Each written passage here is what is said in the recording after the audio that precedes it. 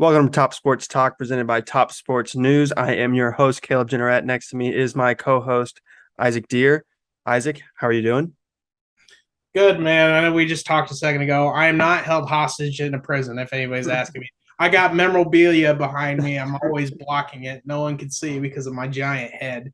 But look, it's real, okay? I'm not a prisoner. I got stuff.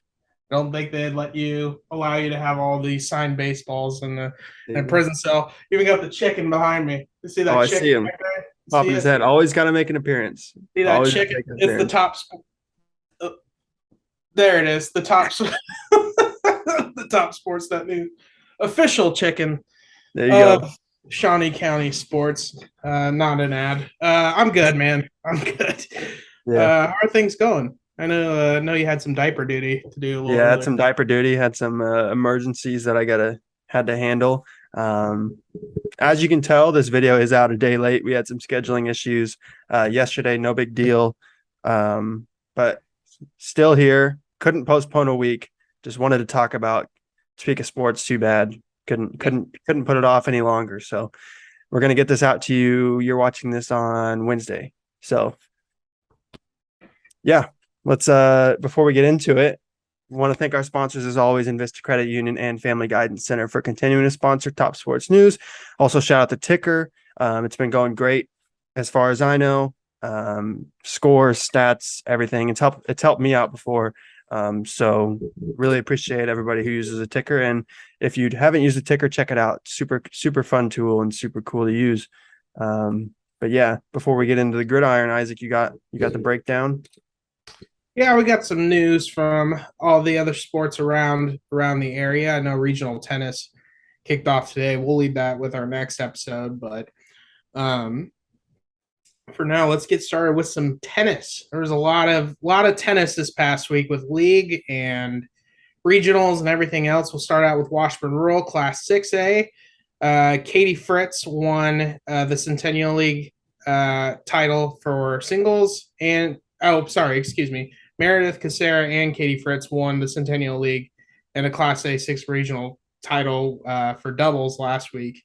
Then after winning that set last Monday, they won that regional championship on Friday at the Crossover Tennis Center here in Topeka. But pretty good day. They qualified quite a few people for state besides Kusera and Fritz. Haley Beck and Claire Ireland placed third for doubles at Class 6A regionals, and Mina DiMarzio and Kayla Peter were third and fourth place finishers in singles for Class 6A regionals. So they all go to state.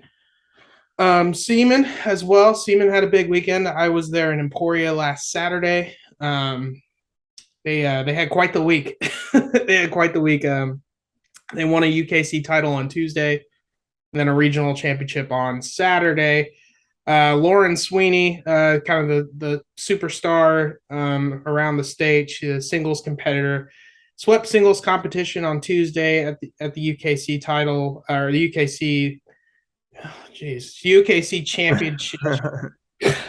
It's a Monday, you know how it is. But UKC championship, she won a singles title there, and then on Saturday she won a regional championship, and she just swept the competition through the whole thing.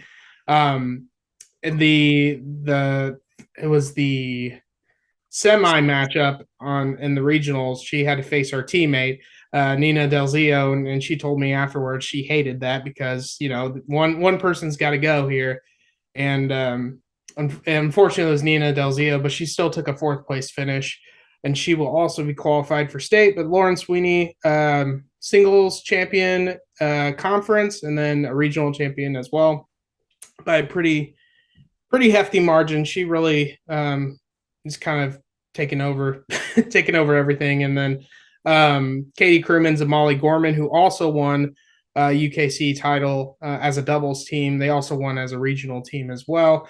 Kind of dominated everybody. And at the very end, at the regional championship match, it was Katie Crewmans and Molly Gorman versus Katie Eckert and Ella Foxhoven, who are all teammates. They're all teammates. So they went ahead and was like, we've been at this high school. We've been at at this court for 10 hours. So they're like, if we just forfeit, we all go to state anyway. So, There you go.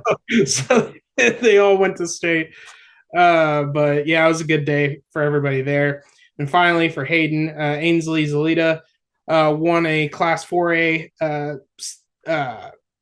Was it Class 4A regionals for single? I am struggling today. Class 4A regional for singles, and she's 24-2 on the season, which is really impressive.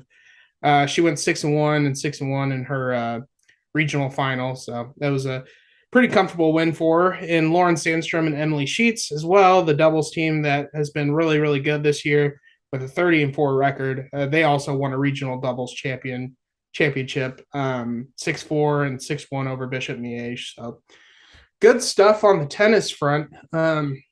As usual, tennis has been extremely, extremely good in the city. For obvious reasons. It just seems like everybody just keeps getting better and better. I'll go to soccer. Shawnee Heights won the UKC title in soccer. They clinched the title by beating Topeka West last Thursday, 3-0 at Bettis Family Sports Complex. They didn't lose a UKC matchup all year, so it's obvious if they won that game, they were gonna win the UKC title. So because they've just been so good against the league competition this year. They started out the season with a really rough schedule against some really powerhouse 6A schools. They've played all UKC schools and then Topeka High after that, and they've won all the UKC games and one loss to Topeka High, so they've been great.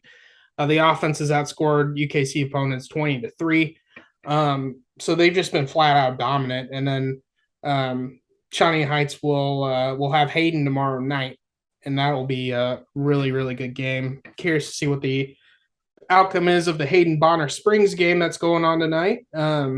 I'll figure out tomorrow. But I guess we got two more. We got volleyball and then cross country.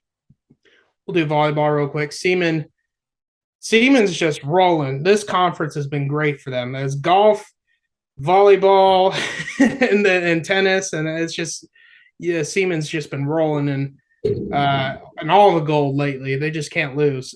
Rolling in W's. Yeah, they just can't lose right now. Seaman girls athletics just killing it. So yeah, Siemens successful week and successful year in the UKC has just been absolutely absurd. They won in volleyball with 25-20 and 25-22 win over Piper. And then they knocked off the Class 5A state champion from last year, Lansing, 25-22, and then 25-23. They're 20-4 on the year. They have won 14 straight matches, so they are the hottest team, most likely in the state. Washburn Rules, we don't even need to get to that. They're rolling as well. Good. We can go. I'll finish off with some cross country. Washburn Rural had the city cross country title was on Saturday for boys and girls. Washburn Rural won it for the girls. That was led by Peyton Fink. She had a personal record of 18 minutes and 10 seconds to lead the Washburn Junior Blues to a team title by 21-35 margin over Seaman. Seaman also has had a pretty impressive year so far. And then Lenny Narogi for Topeka West led the way for the city title, for Topeka West to win the city title with an 18-second win. So Lenny Narogi carrying as usual. He's been great all year. But Lenny Narogi won an individual title with 15 minutes and 30 seconds as his time. But Washburn Rural would win the team score. So Washburn Rural was first, Shawnee Heights second, and Seaman third for the boys. So Washburn Rural girls took the dub in the girls cross country city portion, and then the Washburn Rural boys also won the city cross country portion. But with that quick wrap up that I try to get done as quick as possible, there we go. All right, I'm good to go. All right, here we go. Moving into football. So a lot of city teams, a lot of county teams played each other this week. So it's going to be a little bit quicker. especially if we keep getting scores like this. Washburn Rural at Topeka High started out. Uh, Man, Washburn Rural just didn't have a issue with the Trojans this week. Obviously, I think it's Washburn Rural is the more talented team, and they're like we said in last week's episode, their schedule favors them the rest of the year, and Topeka High's schedule does not favor them at all. Washburn Rural will play Emporia next week, and then in the year against West, and then Topeka High will travel to Junction City next week, and then play Hayes at the end of the year. So the Trojans are going to have some struggles, I think, but as long as they can stay competitive, I think they're going to be just fine. Washburn Rural should win out the rest of the year. Yeah, and Washburn Rural was really looking for some big explosive plays too that they've been missing the last 2 weeks against Manhattan and Junction City in both their losses. And obviously, if you have a 52-0 advantage going into halftime, you obviously had some big explosive plays come your way through that time. But the running clock in the second half, you couldn't really gauge much. And Right. but Washburn Rural was just looking to put some points on the board after just putting up 6 the week prior to Junction City and just getting that rhythm back, that continuity back within their offense. And I think they did that just fine. And I think the defense was, crafted as usual, well orchestrated, explosive, hats to the ball. They killed it. Washburn Rural, great win for them. Much needed win after, the 2 straight losses against really, really good teams. And within the Centennial League, with Manhattan and Junction City. So, yeah, the Emporia and Topeka West definitely favors Washburn Rural within the next couple of weeks. But, yeah, great win for Rural. Topeka High, just looking at this point, to really ruin somebody's season. Give somebody a loss, be the spoiler. Don't be the spoilie. Just go make somebody's life stink. Just ruin Right. somebody's life, and and hope for the best along the way. So Yeah. So moving on to another high scoring game. Usually we save these guys for last, but we're going second with them. Care Paravel and Madison combined for 158 points in their game. Madison beats Care Paravel 86-72.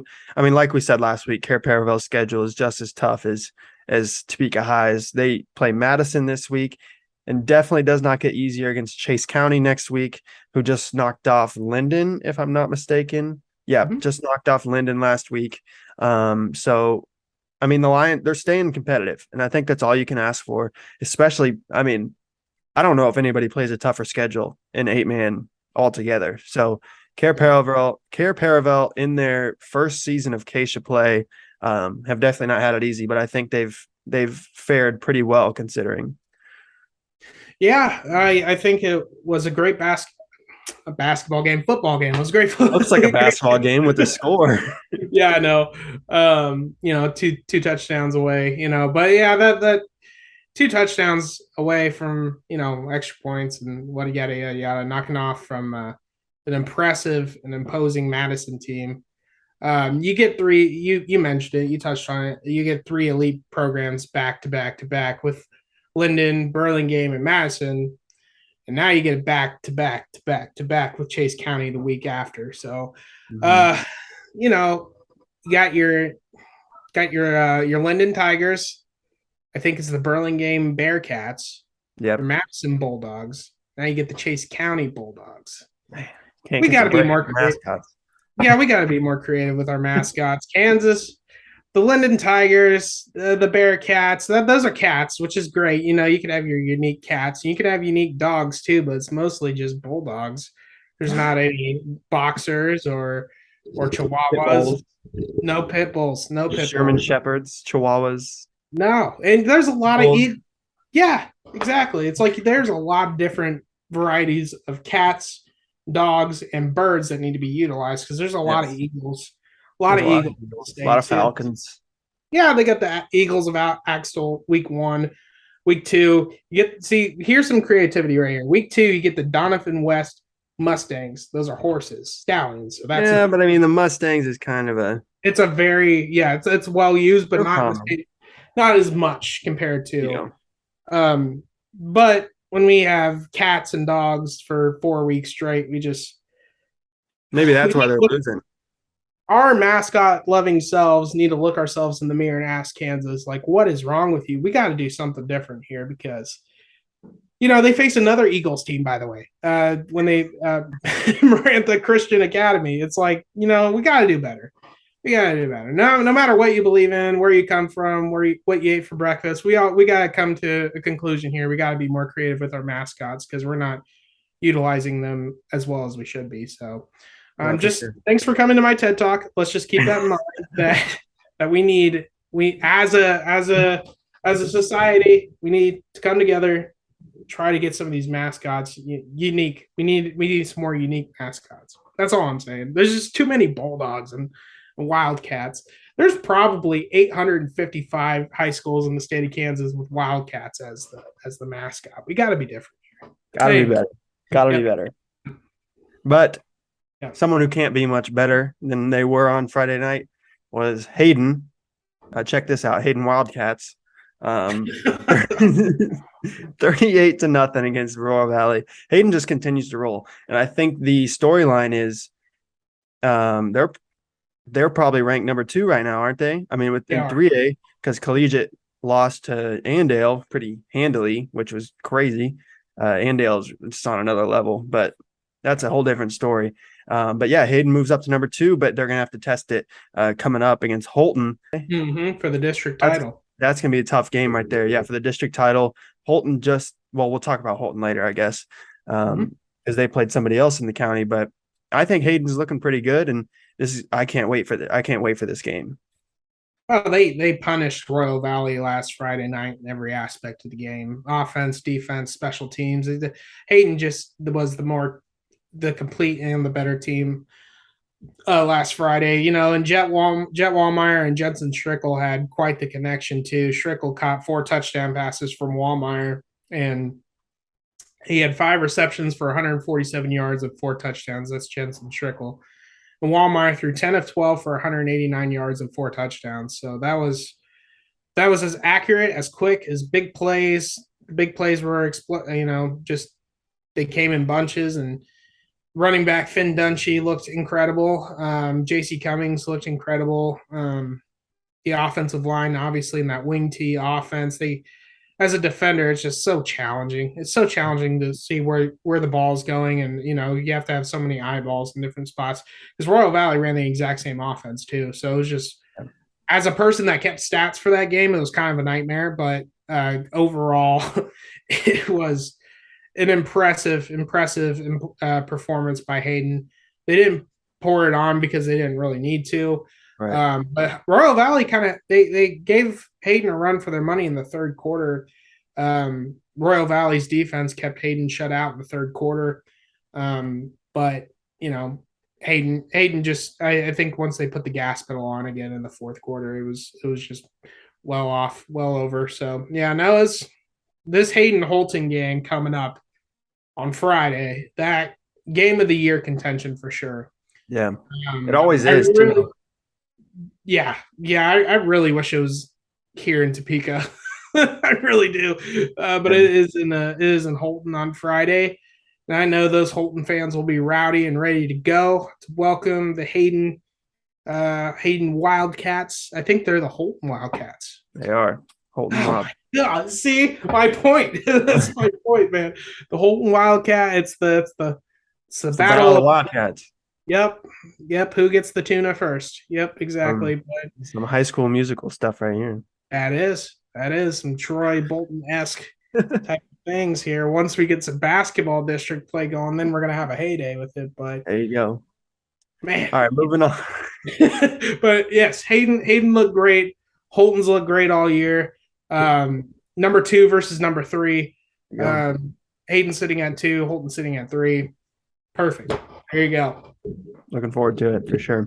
So moving on to Silver Lake. Not much to talk about here. Silver Lake handled business against Pleasant Ridge 41-6. They keep on winning after a big time win in the War on 24 last week. They win again, and they should keep on winning against Moore Hill Prep Academy. Here's a bird. Here's a good bird. A raven. The Ravens. Oh, Morehill Prep Mount Academy Ravens. boy, I love that. The Ravens. That's great. It's gonna Ravens and Eagles match up. fly, Eagles, fly. Battle of Uh, the Birds. I love it.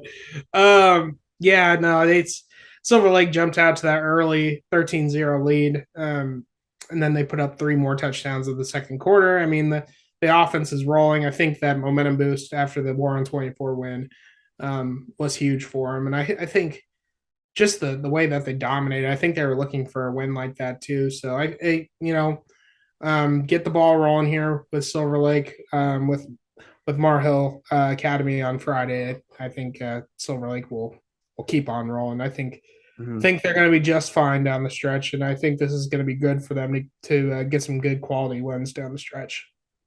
Yeah. So moving on to Seaman. Seaman handled business against a lot of teams, just handled business this week, man. Seaman handled business against Leavenworth 56-13. Since their loss to Shawnee Heights, haven't really looked back. I mean, a win over Lansing, win over Leavenworth last week. Now they play Baser and Piper. Those are going to be two big tests for them to see where they really are. But Seaman's looking good right now. Huge implications on Friday with Baser too. I mean, you think about how good DeSoto's been playing, how good Seaman's been playing, and Baser's one loss to Shawnee Heights on the year, and that was Baser's first regular season loss since like 2020. So Seaman's got their work cut out for him because I mean, Shawnee Heights. We'll talk about them later. They've come up with a couple losses lately, but they beat Baser. It was a great game against Baser. They just ran the ball down Baser's throat. They ran away with the game too. So um, Shawnee Heights, the way that they ran the ball so effectively, you get great performances last week in Leavenworth from Bryson Vaughter and Jackson Thomas, who I believe Bryson Vaughter 149 yards and a couple tuds, and then Jackson Thomas had 14 carries for 140 yards. Bring that over to Baser, who looked a little rattled at times. Seaman's defense, that's going to be the key. Baser likes to spread the ball around a lot. They like to throw to their big receivers. They got a big tight end, a couple big receivers as well. So Seaman's defense and secondary is going to be really important in getting some pressure on the quarterback. Brady Van Dong, he's a really good quarterback for Baser Linwood too, and just big kids, just likes to spread it out, and they have a great offensive line. So Seaman definitely has their work cut out for him, but I think dominating Leavenworth is a huge statement win too, because Leavenworth is a good team. So if they can get, we've seen the progression of Max Huston too, 18 of 26 for 287 and three touchdowns against Leavenworth.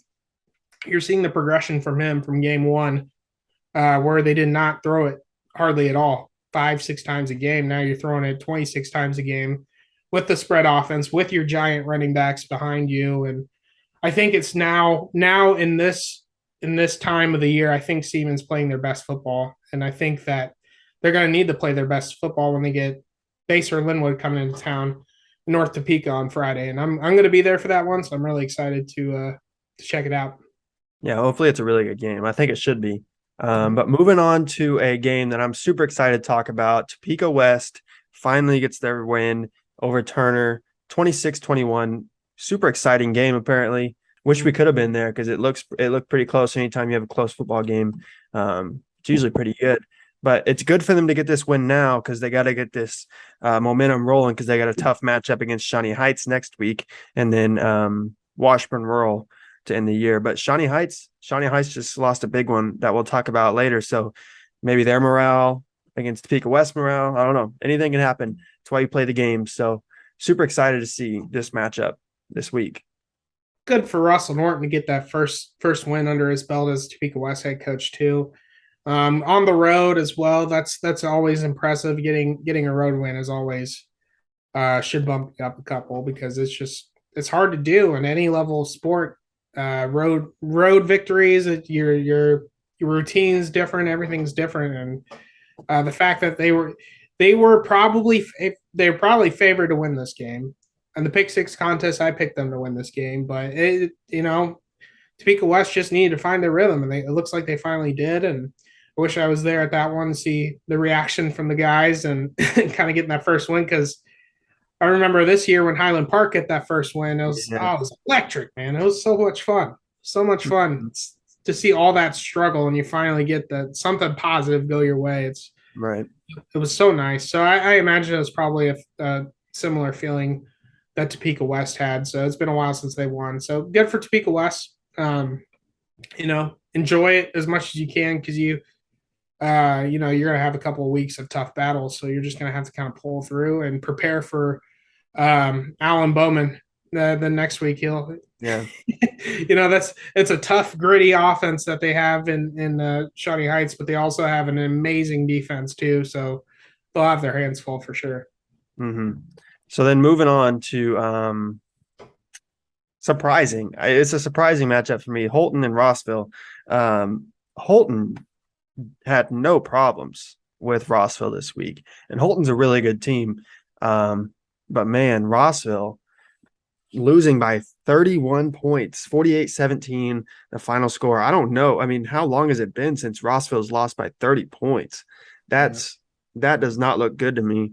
But Rossville's had it tough this year, playing upper class teams with Hayden and Holton now. I mean, always tough with Silver Lake, and then losing to St. Mary's week one. It's just Rossville's had a down year, and it's unusual, but I have no doubt that they have talent. They have enough talent to make a run in the playoffs, like always. Man, it's just tough with them right now.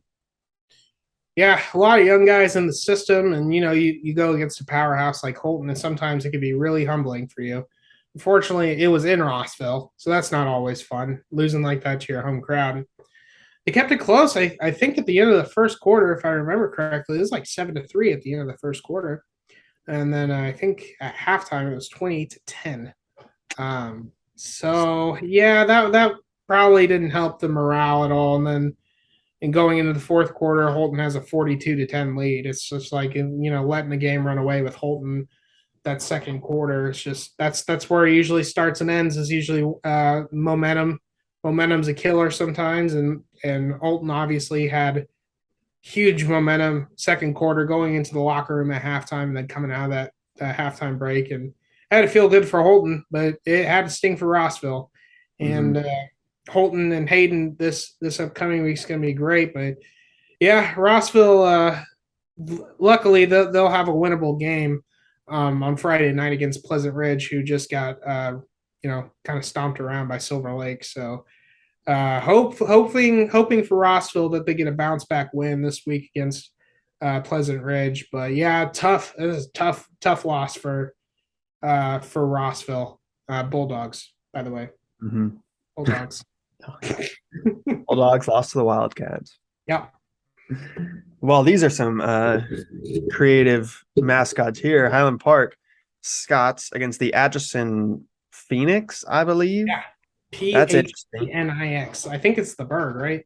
That is the bird, yeah, the Phoenix. Phoenix out of the ashes. And the Atchison Phoenix definitely came out of the ashes. I don't know how much ashes they're in. They're 6-0, but Highland Park Highland Park has dropped 2 in a row after their hot start. Losing by 14 points in this one. I mean, you play two really tough teams back-to-back weeks, and you drop them both. A 4-2 record doesn't look bad, though, especially going into this next week against Northeast, and then finishing the year against Washington. I think Highland Park just has to get back on track, and once the offense has had no problems in their 2 losses. I mean, they've combined for over 80 points, so not too worried about their offense. Their defense just probably needs to figure it out a little bit.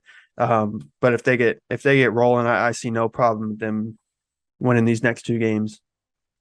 Yeah, and I think the offense has obviously been great all year. When you have Kewan Johnson, Trey Richardson, Adrian Drew Gregory, usually you have the advantage. 290 yards on the ground for 20 carries for Trey Richardson with 3 touchdowns the other day. Per usual.